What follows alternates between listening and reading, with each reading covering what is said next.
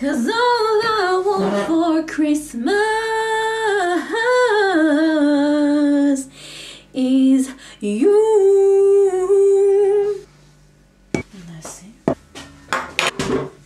Salut toi, la lumière divine est de retour. Oh, j'ai une histoire intéressante derrière ce hachoir, ce couteau énorme. La première fois que je l'ai utilisé, non, c'était pas la première fois. Une des premières fois où je l'ai utilisé, ce hachoir, j'étais en train de faire la cuisine avec, je faisais à manger, je découpais des poivrons et je coupe, et là, boum, je me coupe le doigt, c'était l'index gauche et genre, mais vraiment un truc. Bon, au début, on voit rien, tu vois, ça pisse le sang de partout et c'était pas terrible, c'est le moins qu'on puisse dire. Et du coup j'étais vraiment super choquée quoi, parce que c'était la première fois où je me coupais, vraiment. Mais pas couper juste un petit peu et puis ça saigne, voilà quoi. Non, j'avais mal et j'étais choquée quoi. J'étais super choquée.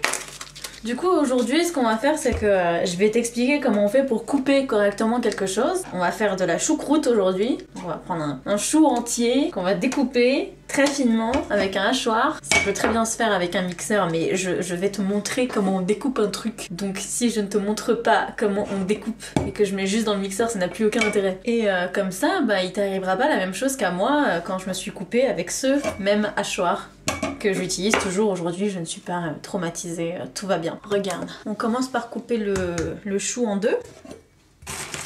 Alors tu vois, la planche elle bouge, donc tu prends un de ces petits trucs là, ces espèces d'éponges, bon t'es pas obligé qu'elle soit dégueulasse comme la mienne, mais qui est humide, tu la mets sur ton plan de travail, tu mets ta petite planche par dessus, et c'est magique, ça bouge plus. Boum. Ensuite, tu mets ton chou à plat. Comme ça bouge pas en fait, parce que si tu le mets comme ça bouge. Il va falloir couper cette partie centrale ici, et ensuite tout découper en très fines lamelles, parce que sinon la fermentation se fait moins bien. La technique pour découper correctement, c'est de recroqueviller ses petits doigts, de bien mettre le pouce en arrière, parce que sinon si tu le mets là, bah tu te coupes. Et puis bah laisser le couteau en contact avec tes phalanges pour guider la découpe en fait. Et à ce moment-là, bah tu fais des tranches plutôt régulières et plutôt fines, c'est plutôt sympa comme ça. Et t'as aucune chance de te couper, enfin aucune. Faut jamais dire jamais, mais t'as moins de chances de te couper en tout cas. Il y a aussi un sens dans la découpe, c'est-à-dire que si t'es droitier, tu mets tout ce qui est coupé à droite de ta planche, tout ce qui est à découper à gauche de ta planche, et au fur et à mesure tu débarrasses ta planche. Comment est-ce qu'on fait pour débarrasser une planche? On fait pas comme ça, hop, et on met dans la casserole. Non, c'est plus facile de mettre la casserole en dessous de la planche, et youp, magique hein. Donc ce jour-là, quand je me suis coupée avec ce hachoir, j'avais l'ongle un peu découpé et ça pissait le sang de partout, c'était horrible. Je suis désolée pour les gens qui ont peur du sang. Moi aussi j'étais hyper choquée, donc en plus je le raconte d'une façon hyper crue, je m'excuse, c'est pas très bienveillant comme façon de faire. À ce moment-là, je vivais avec quelqu'un à l'époque. Je vivais avec mon ex. Donc je débarque dans le salon avec le doigt ensanglanté et je dis chérie, je me suis coupée. Et là il me fait ah, et puis il retourne à son jeu vidéo quoi. Rien que d'y repenser j'ai chaud. Parce que rien que d'y repenser j'ai encore des frayeurs de ce qui s'est passé. C'était la lumière divine. Ok, elle était vache, tout se passe très bien. Ouf, ça m'atteint encore vachement hein, c'est fou. Pourquoi est-ce que mon ex a pas réagi à ce moment-là? C'est parce que j'étais dans un état de sidération. C'est-à-dire que quand il y a un événement traumatique qui t'arrive, ton cerveau, il peut se comporter de plusieurs manières différentes. Il y a la fuite, c'est-à-dire que bon, t'es face à quelque chose qui te fait hyper peur et du coup tu t'en vas, parce que voilà, c'est la bonne chose à faire à ce moment-là. Ou sinon, il y a tous les comportements dissociatifs, c'est comme ça qu'on les appelle, qui vont de la sidération. Donc la sidération, c'est comme le lapin qui se freeze devant les phares d'une voiture, tu vois, genre il est sidéré, et ben ça peut t'arriver aussi dans une situation traumatique, tu sais pas quoi faire et tu restes comme ça. Et puis aussi la dissociation, c'est comme si tu sortais de ton corps et puis t'es juste spectateur de la situation, voilà. En fait, dans un événement traumatique, ton cerveau il libère un cocktail d'hormones qui est très puissant en fait, qui se rapproche de la morphine, il y a beaucoup d'hormones de stress, etc. Et en gros, c'est un cocktail d'hormones qui, s'il reste dans ton cerveau, il peut détruire l'amygdale, enfin les amygdales, pas ceux qu'on t'enlève quand t'es gamin, mais le centre des émotions en fait. Et du coup c'est pour ça que les gens qui sont atteints d'état de stress post-traumatique, ils ont l'impression en fait d'être en dehors de leur corps, de moins vivre leurs émotions, d'avoir moins d'intérêt, de vivre dans du coton en fait. Tout est altéré, leur vision de la réalité est complètement altérée, ils savent plus en fait comment est le monde, et ils le vivent moins intensément en fait. Et c'est pareil aussi pour les dépressifs vivent moins leurs émotions, ça s'appelle l'anesthésie émotionnelle, et ça fait partie en fait de tous ces comportements dissociatifs. T'es pas obligé de manger la moitié du chou quand tu le découpes, ça c'est juste moi.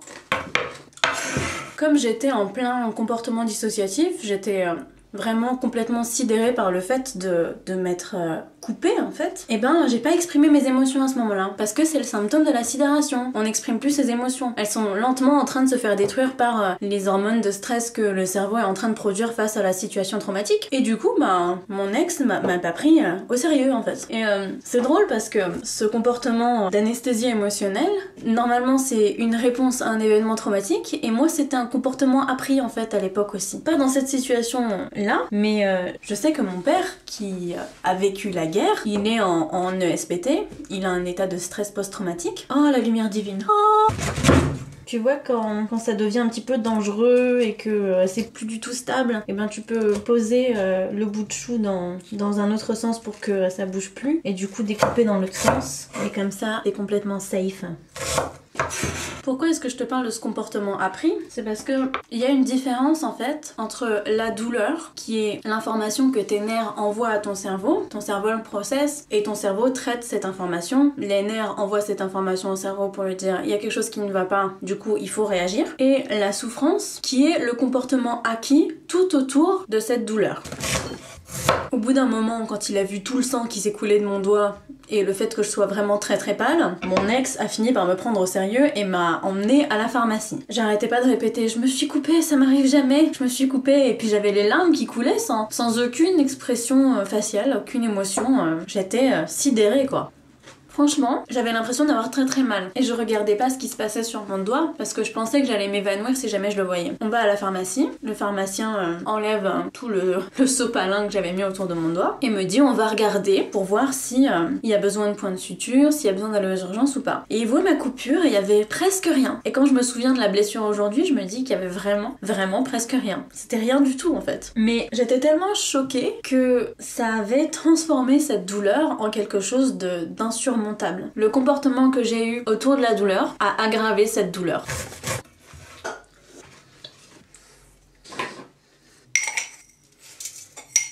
On ajoute à ça 2 cuillères à soupe de gros sel et avec des mains bien propres, on vient masser le chou pendant 5 minutes.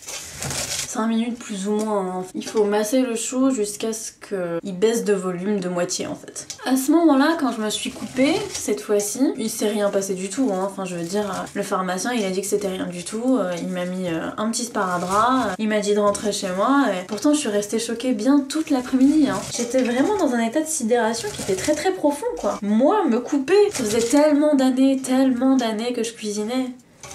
Et c'est à ce moment-là que j'ai appris que mon comportement il pouvait vachement influencer la façon dont je ressentais les choses. Il y a une différence capitale entre l'émotion et le sentiment. C'est très très important, autant en tant que patient qu'en tant que thérapeute, de savoir différencier les émotions des sentiments. Et en hypnose c'est d'autant plus important parce que il y a beaucoup de gens qui viennent voir des hypnothérapeutes pour traiter des douleurs chroniques. La lumière divine.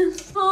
Faut savoir qu'en tant que praticien en hypnose, on n'enlève pas la douleur des gens. Comme je te l'ai dit tout à l'heure, la douleur, c'est un signal naturel. Si t'enlèves ça, t'enlèves quelque chose de fondamental dans la vie en fait. Si tu sais pas quand est-ce que t'as mal, tu peux pas savoir comment tu peux te guérir. Et tu peux vivre sur une douleur et tu peux mourir d'une hémorragie ou tu peux...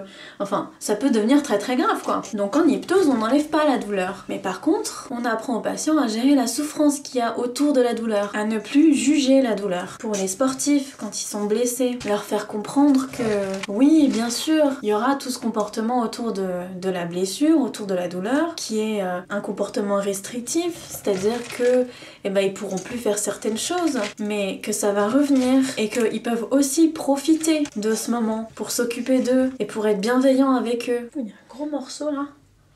Regarde-moi ça.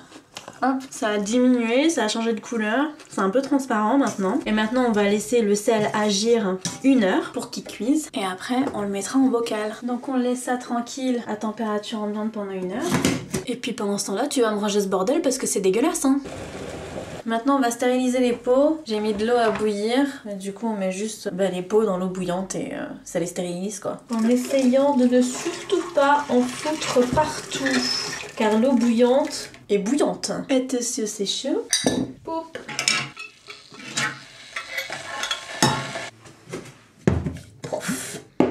Donc maintenant on va ajouter des assaisonnements. Normalement on met des baies de genièvre et des trucs. Moi je mets ce que j'ai, hein, donc je vais mettre du poivre. Moulu, non j'ai pas de grains, je m'en fous. Je vais mettre des graines de moutarde, des trucs. Moi je vais mettre de l'ail en poudre. Et de l'oignon séché.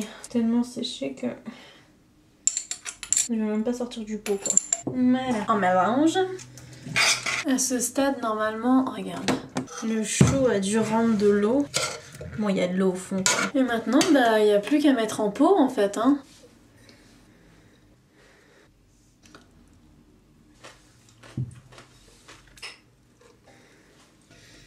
C'est hyper important de récupérer le liquide qui est au fond de la marmite parce qu'en fait il faut recouvrir maintenant le chou de liquide. Soit tu prends l'eau que le chou a rendue pendant 1 heure, moi il n'y avait pas assez d'eau, soit tu recouvres tout simplement d'eau. Mais il faut absolument que le chou soit complètement recouvert pour qu'il n'y ait pas de champignons en fait qui puissent se développer sur le chou. C'est pour ça que c'est important de bien tasser. Voilà, maintenant on laisse reposer ça pendant 3 semaines à température ambiante dans un endroit sombre et plutôt frais pour que la fermentation se fasse et qu'à la fin on puisse manger de la bonne choucroute avec des bons probiotiques dedans pour ton petit ventre. Hop. Allez, au revoir.